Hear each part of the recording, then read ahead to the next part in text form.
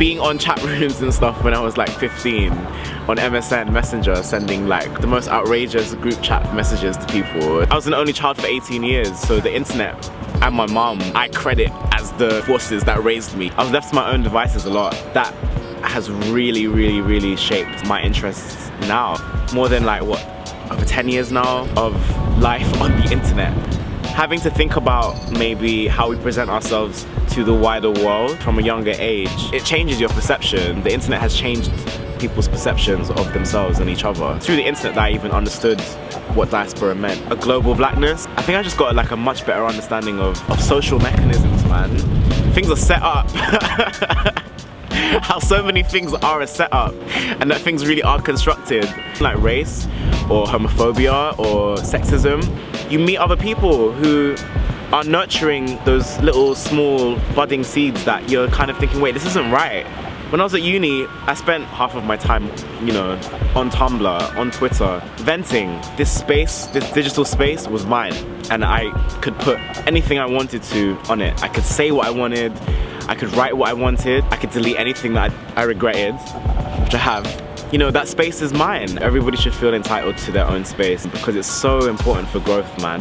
That's exactly what I feel like having such an early exposure to the internet has done for me. I built up a confidence that maybe was online first and then translated into IRL. You should never be made to feel like you can't reach out and connect to somebody. And I feel like the internet really encourages that. When somebody that you like has tweeted something that's just real shit, you want them to know that you understand where they're coming from. And half the time they don't know. They think they're talking out of their arse. It's a community online, basically. The more amazing part of that as well is that we've actually started to do things together. First it starts as a dialogue, and then they become fully realized physical spaces. One then starts to inform the other. People who say that online spaces aren't real, they give me jokes, you know. Most of the ones that say that to me, or the ones that try to throw shade, are clearly, yeah, like they see something that they want. They see somebody who, against all odds, has transcended physical boundaries, has transcended geography, and has still found a community, has still found a safe space. It's an elitist concept, basically. I feel like people who shit on the internet are people who are already comfortable with making connections in art gallery spaces, are already comfortable at the openings and the events, and have the disposable income, the membership cards, and the rare tears, yeah. They already feel safe. That's, you know what I'm saying? They don't have that sense of disruption. They don't have that radical outlook on things because they already feel comfortable. It's not for everybody, but the ones that it is for, let them have it. Do you know what I mean? We're doing grassroots work, and it started in a free domain, you know, outside of an institution. And I think that's what scares people the most about the internet, how the internet is a part of everybody's lives. And fortunately for people of color, it helps us to mobilize. That's what scares them. It scares them. It helps us to organize each other. It helps us to communicate with each other. The first thing that they want to do, like oppressors want to do, is stop you from communicating with another oppressed person. Because then, instead of two confused people who don't know how to speak to each other, you have two people who are on the same page, on the same wavelength, and are ready to fuck shit up.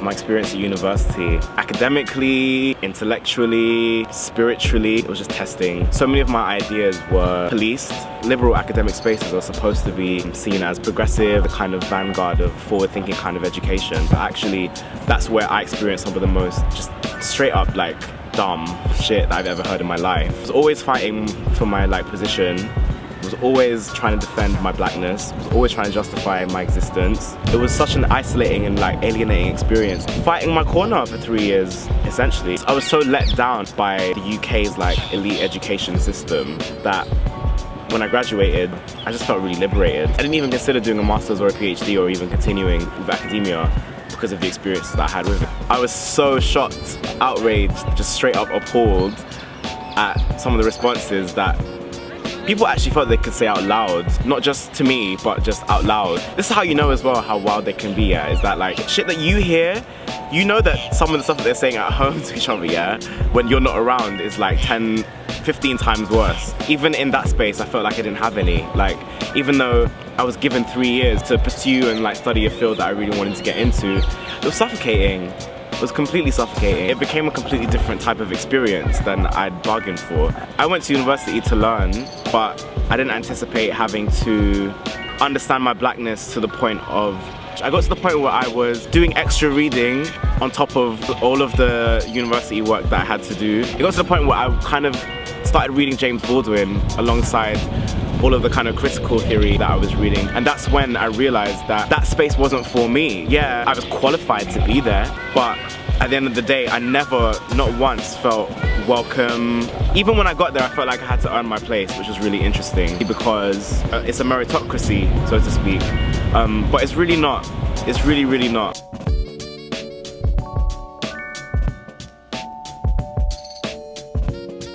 What's great about being 22 in 2014 is they're afraid of us. This justification of our anger is tiring. It shouldn't be questioned. The conversation has moved in many parts past that. You know, me personally, like, I got to a point where I was done trying to explain why I was angry. I'd rather let them feel it. And unfortunately, I'm gonna be that pissed off black guy sometimes, you know, in the corner that's looking at you funny because you just said some fucked up shit. We're becoming more and more comfortable at a younger age with checking racism, with checking microaggressions, with checking, you know, whatever it is that makes us feel uncomfortable. There is so much racial tension that's going on around just even the aspect of, why are you so angry? I don't understand why are you directing this anger towards me? And it's like, babes, it's not just towards you, you know, it's actually everything that you benefit from. And unfortunately, if you want to claim that, then it is you. If you want to claim the benefits, yeah, of something that oppresses other people, then I'm coming for you as well. Like, white liberals especially, like, they cannot separate the things that they benefit from, i.e. racism, from them personally.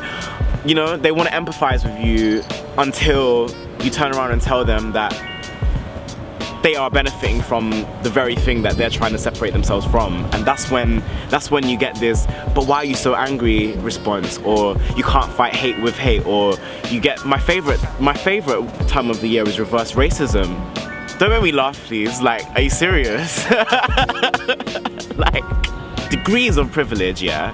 Turn around and tell me that by acknowledging that racism affects my life, you turning around and telling me that I'm reverse racist is just an acknowledgement of the fact that you are racist. Not only does racism exist, but it makes you uncomfortable even thinking about it.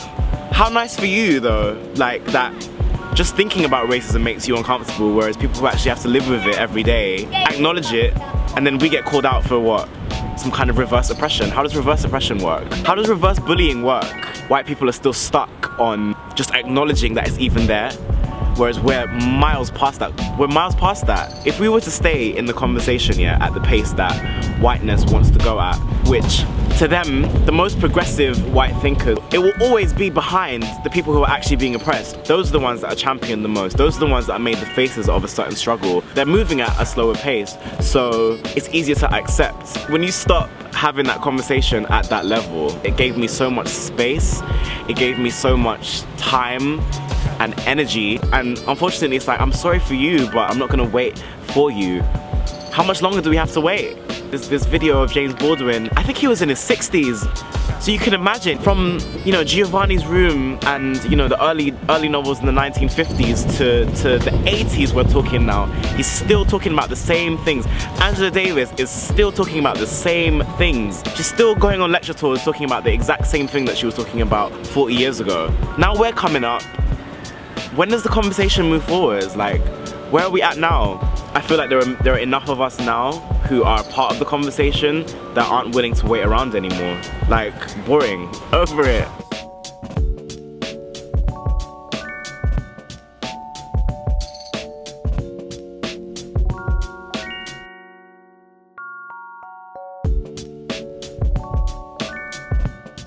We watch the public figures and the celebrities, the talented 10th, yeah, the exceptional blacks, black excellence. Don't even get me started on that hashtag or that kind of craze or movement, because it's really for a white gaze, I feel, that kind of exceptionalism where it's not even us that gets to appreciate our own culture too tough.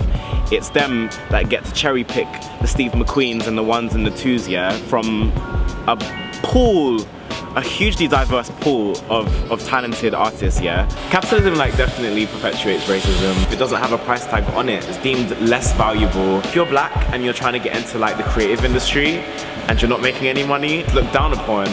The goal must be to make money. We live in London, the most expensive city in the world. You must be trying to monetize this. You must be, you know, the next Jean-Michel Basquiat, because shit, he made so much money, you know, like his work was valued so much, he made the big time, but at the end of the day, he killed himself because he was so isolated from his community and from the people around him that he needed to be around. He was sucked dry by white elitist art world dickheads that pretty much took all his money anyway. I don't know when we're gonna learn our lesson, you know. Capitalism and racism are so intertwined. It's hard to maybe think outside of both of those structures at the same time, because they saturate our culture, you know, both of them. If it's not one or both at the same time, it's one or the other. The most visible black people in the world are some of the richest, like Beyonce and Kanye West and Jay-Z, Nicki Minaj, Rihanna, all African Americans. Those lines of visibility only come with money as well. If you want prestige, you have to go where the money is. If you want like critical success, you have to get the cosign from the corporation. Whether or not we have money or not, it's about that access to it as well, where you're not even making money, you're just around it. You're just kind of in the mix. How are we supposed to survive if we're not visible? But then to get to that level of visibility, you have to have a degree of privilege, a degree of access, and then you do have to have money. Like, the exhaustion that we feel chasing money, the exhaustion that we feel chasing aspects of validation, like the exhaustion that we feel appealing to whiteness, is so tiring and so draining because it's not natural. We're not supposed to feel this way. Why do we even think that owning a baseball team and a stadium or whatever is what, you know, it doesn't feel natural to want that. And yet, a lot of us do strive for it. You know, having that kind of business acumen, that ruthlessness about you, that professionalism, that robotic professionalism, that kind of dehumanized way of kind of thinking about people as commodity. Like, does that sound familiar? We're sustaining each other. That's when we start to get power. That's when we start to get influence. And that's black excellence, you know? Like, it's not necessarily how much our last project has made or how much money we're making now or what we're doing for money now. It's what we're doing to sustain each other mentally, spiritually, intellectually, creatively. Like, what are we doing in terms of encouraging each other to do what is needed to be done for the culture? The priorities are just different with us. It's a good thing, because I feel like some of the priorities are now more inward looking. They're more about how do we take care of ourselves, understanding how to take care of yourself while dealing with them, putting your mental health first, putting the health of, you know, your family and your friends around you before these kind of broad existential social concepts. You'll be so much more productive just because you exist and you're functioning. Just because you're up and you're functioning. If you can get yourself organized and you can create work and you can produce work and you can hone your craft and you can build your foundation and you can get yourself started, that's enough right now. It really is.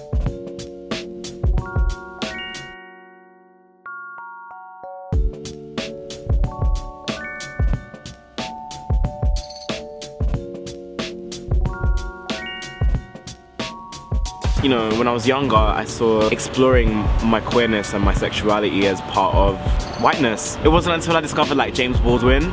Queerness isn't even understood yet, I don't think. It's not a new concept at all. People have been queer from the beginning. It's just that I find that some of the boundaries and the limitations around the definition of it are becoming a little bit more flexible and loose. People don't really know what to make of you, because when you don't say that because I don't identify as gay and I don't identify as straight, I also don't identify as bisexual. I just get met with a lot of question marks, which is good, I think. I'd rather that than an assumption and an expectation. It's such an alienating and confusing time when you're younger and you don't really know whether you're straight or gay, and you don't know that there are other names for what it is that you feel. A term that rejects binaries. You have, you know, pick one and don't be greedy. It stops you from feeling like you have to choose. People want to put everything into boxes. Queerness really tries to kind of operate outside of those lines. What's happened, I feel like, with the acceptance of queerness as well in mainstream culture is you have to be funny. Like, if you're gonna be queer, you have to be funny. Like, you have to entertain me, which is, it's not problematic, it's a problem. It's a big problem. That's basically saying to somebody that you can only express something as profound and fundamental and spiritual and deep as your sexuality through humor. Not only through humor, but for your entertainment. Comedy effect, the gay best friend effect. It's always the most marginalized people that are seen as the most like interesting. We're made to be exotic, we're made to be like different, even though to us, we're just trying to come to terms with who we are. You see it from both sides, how, you know, white men, white women who want to use you as an accessory, as a non-threatening accessory. That's what it is. It really is about how threatened white people feel by your sexuality.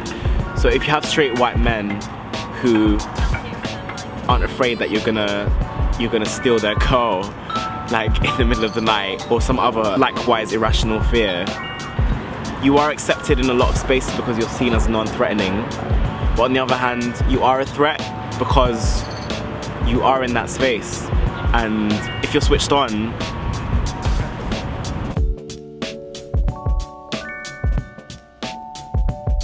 instead of two confused people, you have two people who are on the same page, on the same wavelength, and are ready to fuck shit up.